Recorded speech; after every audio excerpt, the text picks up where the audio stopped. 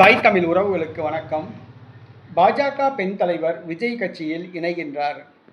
பாரதிய ஜனதா கட்சியை சார்ந்த ஒரு மூத்த பெண் தலைவர் விஜய் கட்சியில் இணைகின்றார் என்ற தலைப்பில் இந்த காணொலியை நாம் காண்கிறோம். தற்பொழுது பாரதிய ஜனதா கட்சியில் அண்ணாமலை இல்லாததால் பாஜகவில் மிகப்பெரிய வெற்றிடம் ஏற்பட்டுள்ளது. பாரதிய ஜனதா கட்சி இளைஞர்களை கவரும் ஒரு நாயகனாக அண்ணாமலை திகழ்ந்தார்.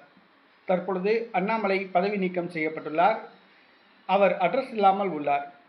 அவர் டம்மியாக்கப்பட்டுள்ளார் என்றே சொல்லலாம். இந்த சூழ்நிலையில் பாஜகவை நோக்கி வந்த இளைஞர்கள் தற்பொழுது பாஜகவை திரும்பி கூட பார்க்கவில்லை. தற்பொழுது பாஜகவில் உள்ள இளைஞர்கள் எல்லாம் தமிழக வெற்றி கழகத்தை நோக்கி படையெடுத்துக் கொண்டிருக்கிறார்கள்.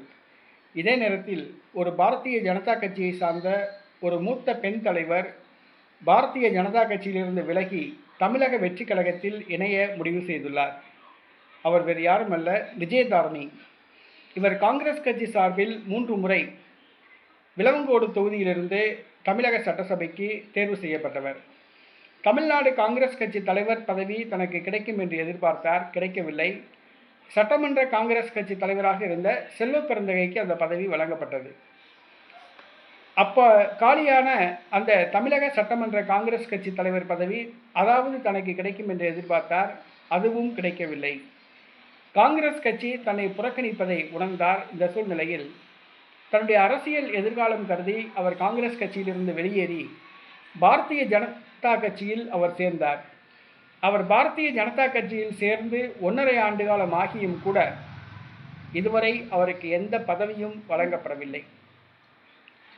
பொதுவாக அரசியல் கட்சி பிரமுகர்களால் பதவி இல்லாமல் இருக்க முடியாது. பதவி இருந்தால் தான் மான மரியாதை. பதவி இல்லாததால் சாதாரண தொண்டராகவே விஜயதாரணி திகழ்கிறார். விஜயதாரணி தன்னுடைய சட்டசபை உறுப்பினர் பதவியை ராஜினாமா செய்துவிட்டு தான் பாஜகவில் இணைந்தார்.